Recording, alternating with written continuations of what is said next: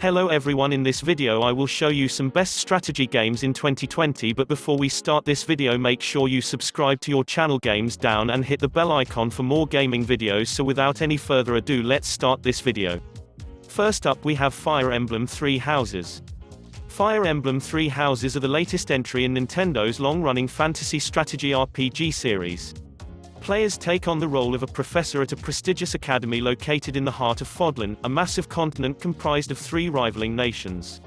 After swearing allegiance to one of three factions, the Black Eagles, the Blue Lions, or the Golden Deer, players begin training students out in the field while also managing their daily activities and interactions.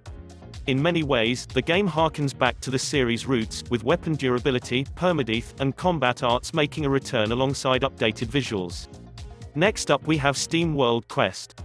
Steam World Quest is card strategy RPG developed and published by Swedish developer Image and Form, best known for the Steam World series, with Quest taking place in the same universe. The game has you guiding a party of courageous heroes through a hand-drawn world where you'll encounter fierce enemies and make startling discoveries. Along the way, you'll build a deck from over 100 unique cards that can be used to deal damage, perform spells, and affect the flow of battle. The turn-based game wonderfully blends Image and Form's staple steampunk aesthetic with traditional fantasy elements, making it stand out visually. Next up we have Jupiter Hell. Developed by Chaos Forge, Jupiter Hell harkens back to classic 90s shooters while incorporating turn-based strategy and roguelike mechanics. Set on Jupiter's moons, the game sees you as a stranded space marine tasked with defeating droves of demonic enemies. Each run sees you blasting your way through a variety of procedurally generated military space bases and mining colonies brimming with demons and useful gear. Although the game is more action-focused than most strategy titles, enemies only move or attack when you do, giving you the option to stop and carefully plan your next move. Next up we have Phoenix Point. Phoenix Point is a turn-based tactics game developed by Snapshot Games, creator of XCOM, which the game is a spiritual successor to. Set in the future during the year 2047, it sees the human race on the brink of extinction following an alien invasion on Earth. Players are tasked with defending military bases as hordes of aliens approach from every angle. While a majority of battles see you engaging in small skirmishes with the enemy, giant bosses can also appear, posing a much greater threat and often complicating your original strategy. Next up we have Wargroove. Wargroove is a turn-based tactics game developed and published by Chucklefish that heavily draws inspiration from the Advance Wars series. The 2D game takes place in a fantasy setting and sees players taking control of one of 13 unique commanders, each with their own campaign, motivations, and personality. Every commander also has a special move called a groove, which can be activated when a meter is completely filled. Every groove is unique and alters the battlefield in different ways, making for some interesting battles. Aside from a campaign mode, the game features the ability to craft custom maps, cutscenes, and scenarios using an in-game editor. Next up we have Valkyria Chronicles 4. Valkyria Chronicles 4 is the latest entry in the long-running tactical RPG series developed and published by Sega. It's played in the same style as the first two games while introducing some new features.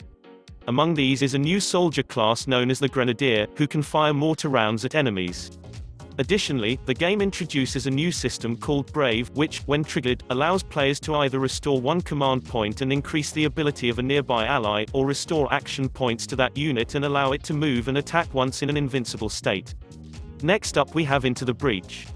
Into the Breach is a strategy game developed and published by Subset Games, and the second title to come from the studio, the first being 2012's Faster Than Light.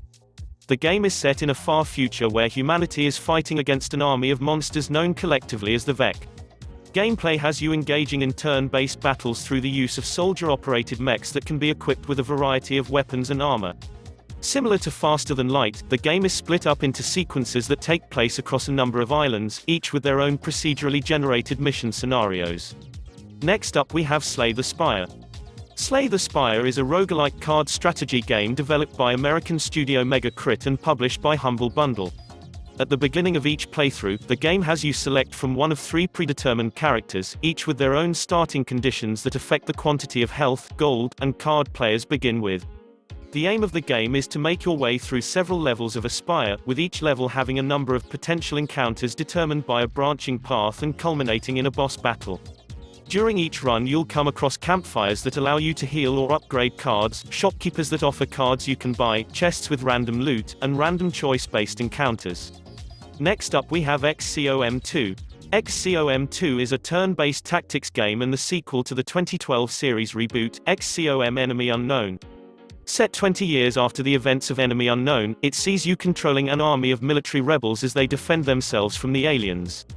New for the sequel is the Avenger, a mobile base that's used to give out commands to squad members in battles and conduct research between missions, uncovering new gadgets, weapons, and technologies. Next up we have Civilization 6. Civilization 6 stands out among its predecessors for managing to build on the best parts of CIVV without losing focus of the series' core principles. As with other iterations, the player's goal is to lead the fledgling civilization from an early settlement through many millennia to become a world power and achieve one of many victory conditions. Next up we have Invisible, Inc. Invisible, Inc. is a turn-based tactical roguelike developed by Canadian studio Cly Entertainment. The game has you play as a remote operator for an espionage agency that has come under attack. The operator's role is to direct agents on stealth missions, acquiring resources and support that can be used to save the agency within a limited window. On each playthrough, players are given 3 days to prepare for their final mission. This is done by completing missions across the globe, retrieving information, valuables, equipment, all while factoring in time constraints. Mission details and map layouts are procedurally generated and vary each run, offering a lot of variety in terms of challenge. Next up we have Mutant Year Zero Road to Eden. Mutant Year Zero Road to Eden is a turn-based strategy game adaptation of a pen-and-paper Swedish RPG of the same name. The game is set in a post-apocalyptic future where most of the population has died from a nuclear war, with those who remain turning into mutants. You take control of a small band of explorers, called Stalkers, whose members include a clever duck man and a steadfast boar man. The gameplay is split between real-time exploration, which allows you to scavenge for supplies and position your team for battles, and turn-based combat. The last game of this video is Total War Warhammer 2. Total War Warhammer 2 is a turn-based RTS game developed by Creative Assembly. Set in a tabletop Warhammer fantasy universe, the game has you choose from 4 distinct factions and embark on an adventure where decisions you make can either save or destroy the world. Its content is split into 2 different modes, one being a turn-based open-world campaign, and the other a series of tactical real-time battles. The game features the option to create customized scenarios, as well as compete against other humans in an online multiplayer. Additionally, players who own both Warhammer I and Warhammer 2 are granted access to the expansive Mortal Empires campaign.